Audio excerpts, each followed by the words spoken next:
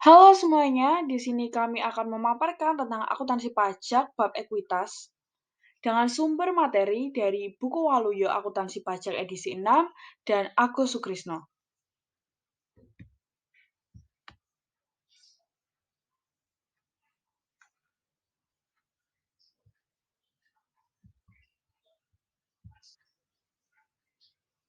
Izinkan saya, Lela Kumala, bersama kedua rekan saya, Jackson Elna Buasa dan Nasila Sagita Kurti,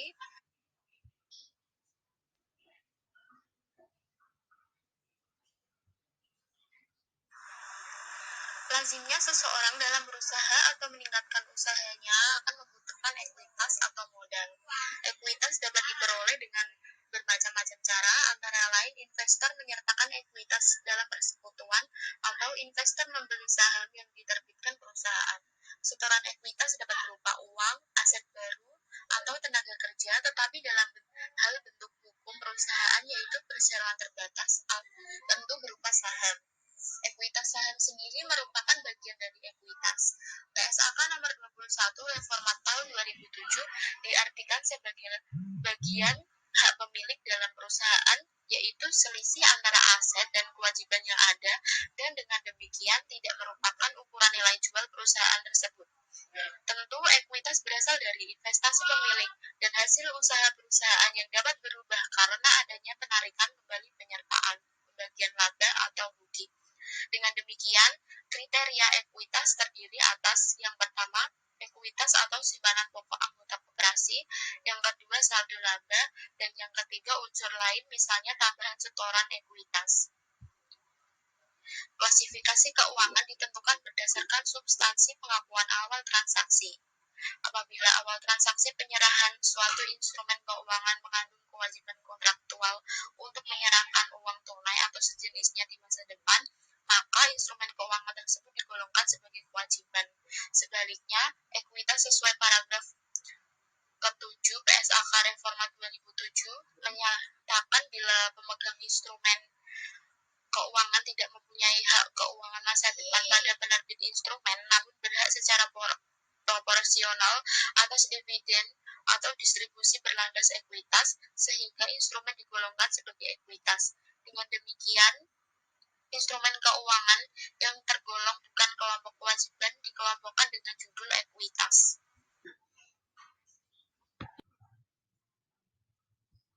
Selanjutnya yaitu bentuk hukum dan ekuitas. Pengelompokan bentuk hukum dan jenis ekuitas dapat dilakukan sebagai berikut. Yang pertama, badan usaha milik negara atau daerah. Ada beberapa bentuk BUMN dan BUMD. Yang pertama, perusahaan jawatan. Ekuitas perusahaan tidak diteruskan dari APBN. Yang kedua, perusahaan umum. Ekuitas perusahaan yang disetor merupakan kekayaan negara yang terusan dari APBN dan tidak terdiri atas saham. Dari sudut pandang akuntansi ekuitas, pengklasifikasian dan perjanjian sama dengan PT atau persero, kecuali ekuitas atau tidak terdiri atas saham. Yang ketiga, PT atau persero sebagai BUMN yang berbentuk perseroan terbatas yang mayoritas sahamnya dimiliki negara. Perjanjian ekuitas tidak ada perbedaan antara PT atau persero dengan perseroan terbatas.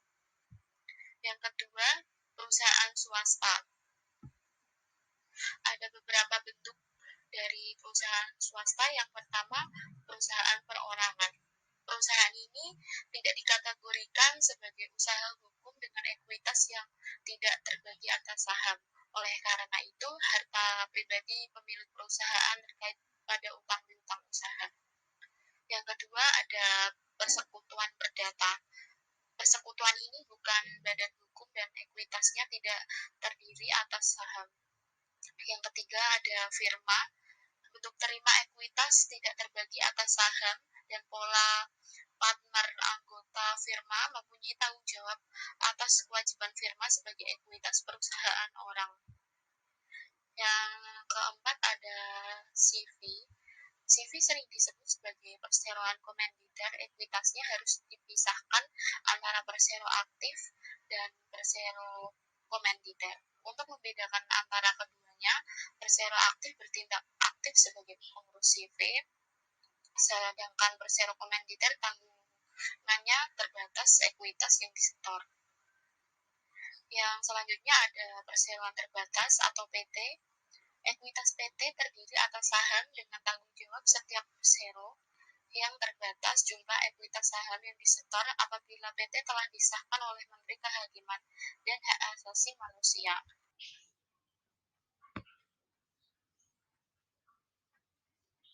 Tiga, koperasi. Koperasi sebagai badan hukum yang ekuitasnya dari simpanan para anggota tidak dapat dipindah tangankan tetapi dapat diambil bila anggota keluar dari keanggotaan koperasi. Ekuitas koperasi ini terdiri atas simpanan, ekuitas simpanan lain, pinjaman, dan penyisihan hasil usaha termasuk cadangan. Yang berikut, ekuitas saham. Sebagaimana telah diuraikan bahwa ekuitas saham bagian dari ekuitas. Dalam hal pengungkapannya, dalam ekuitas tersebut dengan terbatas dan jelas. Mengelompokkan yang pertama, ekuitas disetor, yang kedua saldo laba, yang ketiga selisih penilaian kembali aset tetap, yang keempat ekuitas sumbangan. Secara umum, ekuitas saham termasuk dalam akuntansi.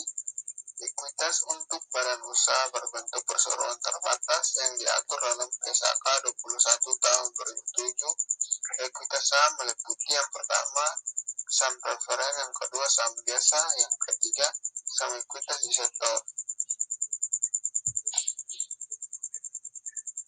Untuk ekuitas yang berasal dari sumbangan disajikan sebagai bagian tambahan ekuitas disetor. Dalam penyajiannya di neraca harus dilakukan sesuai dengan ketentuan dalam akta pendirian perusahaan, peraturan yang berlaku, dan menggambarkan keuangan yang ada, sehingga dalam neraca akan terlihat ekuitas dasar, ekuitas yang ditetapkan, ekuitas yang disetor, nilai nominal, dan banyak saham untuk setiap jenis saham. Jenis saham seperti dikemukakan di atas. Terdapat saham preferen yang memberikan hak preferensi kepada pemegangnya berupa yang pertama, pembagian dahulu pada saat berdiri, yang kedua pembagian diuraikan dalam pembagian laba yang dapat berbentuk kumulatif dan tidak kumulatif, partisipasi dan tanpa partisipasi. Yang ketiga, convertible. Saham biasa tidak mempunyai hak lebih dibanding saham-saham lainnya. Sedangkan tambahan ekuitas disetor sebagai bagian dari ekuitas saham memuat dari berbagai macam unsur penambah ekuitas seperti agios saham, tambahan ekuitas, dan perolehan kembali saham dengan berupa harga yang lebih murah daripada jumlah yang diterima pada saat pengeluaran tambahan ekuitas dan dari penjualan saham yang diperoleh kembali dengan harga di atas jumlah yang dibayarkan pada saat perolehannya. Tambahan ekuitas dari perbedaan ekuitas disetor dan sebagainya PSK nomor 21 Reformat tahun 2007. Dalam PSAK diatur pencatatan perubahan ekuitas disetor PT dicatat berdasarkan pertama, jumlah uang yang diterima, yang kedua, setoran saham dalam bentuk uang sesuai transaksi nyata untuk jenis saham yang status dalam bentuk rupiah pada akta pendiriannya, setoran saham tunai dalam bentuk mata uang asing dinilai berdasarkan kurs yang berlaku. Yang ketiga, besarnya tagihan yang timbul atau kurang yang dikonversi menjadi ekuitas. Yang keempat, setoran saham dalam dividen. Saham dilakukan dengan harga wajar saham, yaitu harga dasar tanggal transaksi untuk PT yang sahamnya terdaftar di Bursa Efek, atau nilai wajar yang disepakati rapat umum pemegang saham untuk saham yang tidak ada harga pasarnya. Yang kelima, nilai wajar aset lancar kas yang diterima.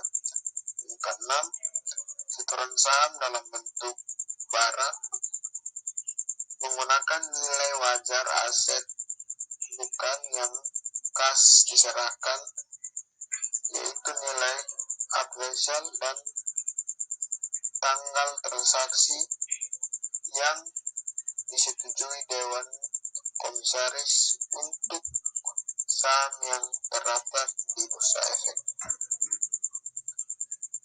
Pencatatan dapat pula untuk penggunaan saham yang disetor lainnya akan dicatat berdasarkan yang pertama,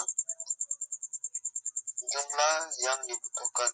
Yang kedua, besarnya utang yang timbul. Yang ketiga, nilai wajar aset bahkan kas yang diserahkan. Pada umumnya, pengeluaran saham dengan mempunyai nilai nominal di Indonesia, pengeluaran saham tanpa nilai nominal tidak diperkenankan Undang-Undang PT. Akan tetapi, dapat pula terjadi nilainya ditetapkan, yang jarang di Indonesia, walaupun hakikatnya tidak berbeda dengan saham dengan nilai nominal. Untuk lebih jelasnya, dalam mencatat dan melaporkan dapat diilustrasikan sebagai berikut. Yang pertama, pada tanggal 1 Juni 2016, PT Aditya setuju untuk mengeluarkan saham 10.000 lembar saham biasa dengan nilai nominal 100 juta per lembar. Sejumlah 4.000 lembar terdiri seharga 450 juta rupiah. Ayat jurnal kas sebesar 450 juta, ekuitas saham sebesar 400 juta, tambahan ekuitas disetor sebesar 50 juta. Kelebihan nilai di atas nilai nominal pada saat penempatan atau penjualan dicatat dalam akuntansi tambahan ekuitas disetor atau tahun-tahun agio saham biasanya. Yang kedua, kemungkinan nilai nominal tidak ditetapkan atau not performing, sehingga jumlah yang diterima tunai atas penjualan tersebut tidak dicatat dalam akun tambahan ekuitas disetor, tetapi akun ekuitas saham seperti di atas akan di jurnal kas sebesar 450 juta, ekuitas saham sebesar 450 juta. Hingga dampak pula terjadi bahan penjualan saham tersebut berupa tanah yang senilai harga saham sebesar 450 juta. Ayat jurnal yang disusun tanah sebesar 450 juta, ekuitas saham sebesar 400 juta, tambahan ekuitas saham sebesar 50 juta.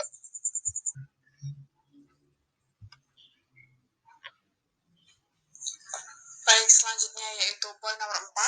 Apabila harga pasar tanah ditetapkan sebesar 425 juta dan harga pasar wajar saham tidak ditetapkan, maka jurnal yang akan dibuat yaitu tanah sebesar 425 juta di debit dan ekuitas saham sebesar 400 juta di kredit, juga tambahan ekuitas disetor sebesar 25 juta di kredit.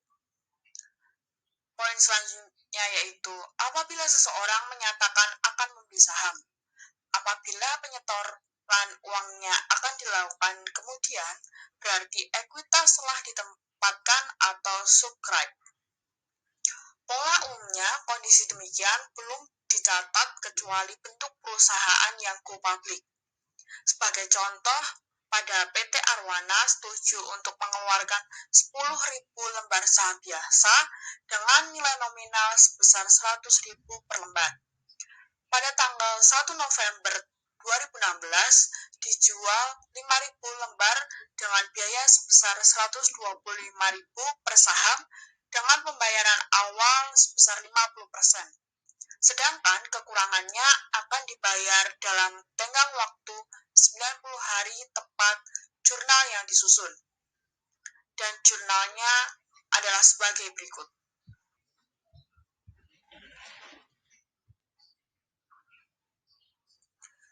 Jurnal saat penempatan.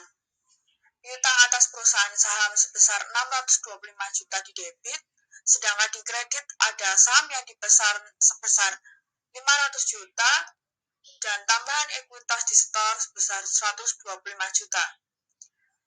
Selanjutnya yaitu jurnal yang dibuat saat penerimaan bagian pertama. Di debit ada kas dalam bank sebesar 312.500.000 dan di kredit ada piutang atas pemesanan saham sebesar 312.500.000. Jurnal selanjutnya yang dibuat saat penerimaan kekurangannya bagian kedua dan pengeluaran 2.500 lembar yang seluruhnya sebagai saham yang dipesan. Yang pertama, di debit ada kas dalam bank sebesar 156 juta dan di kredit ada piutang atas pemesanan saham sebesar 156 juta. Yang kedua, di debit ada saham yang dipesan sebesar 250 juta, juga di kredit ada saham biasa sebesar 250 juta.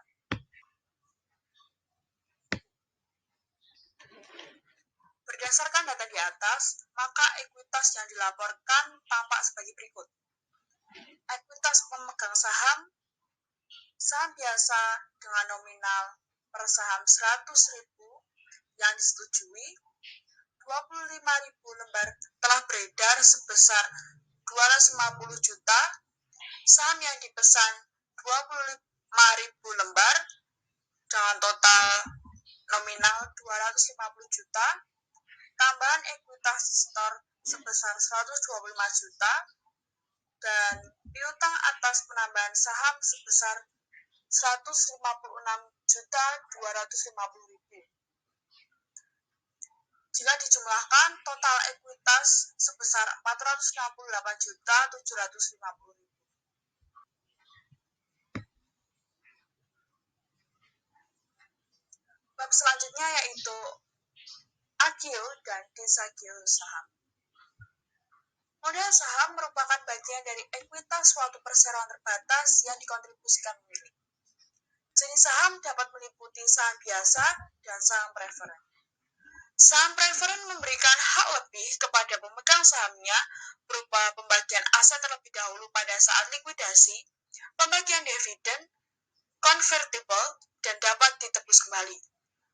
Penjualan saham umumnya berdasarkan harga pasar selisih antara nilai nominal dan harga pasar merupakan agio ataupun disagio atas saham.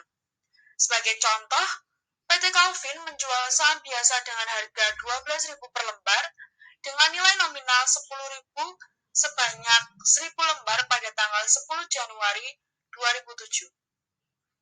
Berikut pencatatan yang dilakukan oleh PT Calvin. Kas di bank sebesar 12 juta di debit, sedangkan saham biasa sebesar 10 juta di kredit, juga agio saham biasa sebesar 2 juta di kredit. Perusahaan terkadang membeli kembali sahamnya untuk tujuan tertentu. Dan hal ini sering disebut dengan saham perbendaharaan atau treasury stock. Treasury stock diperlakukan sebagai pengurang jumlah saham yang beredar.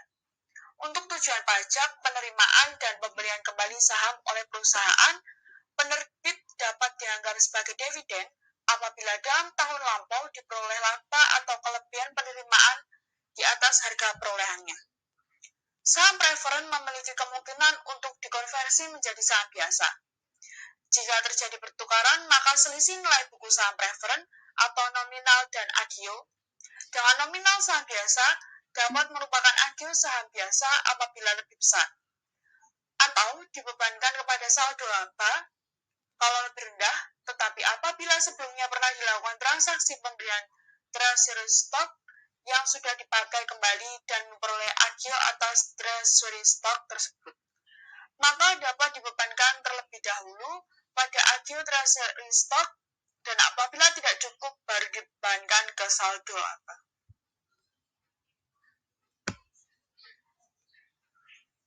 Sebagai contoh, PT Melina mempunyai 2.000 lembar saham preferen convertible dengan nilai nominal sebesar 10.000, agio saham tersebut sebesar 1 juta.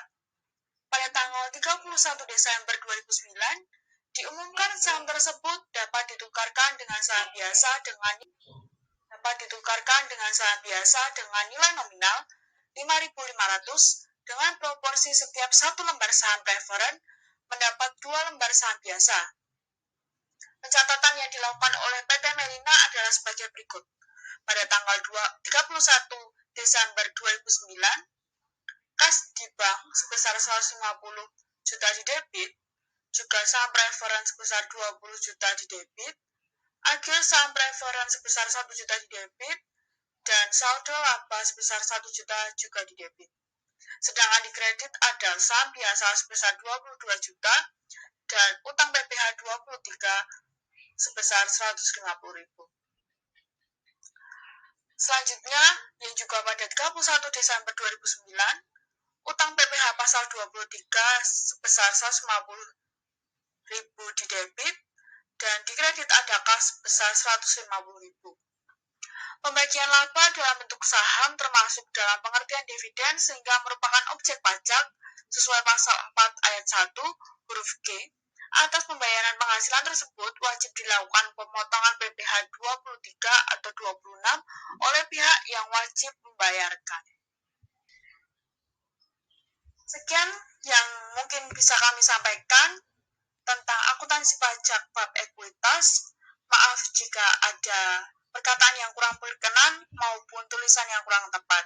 Terima kasih sudah menonton dan jangan lupa like-nya ya. Makasih.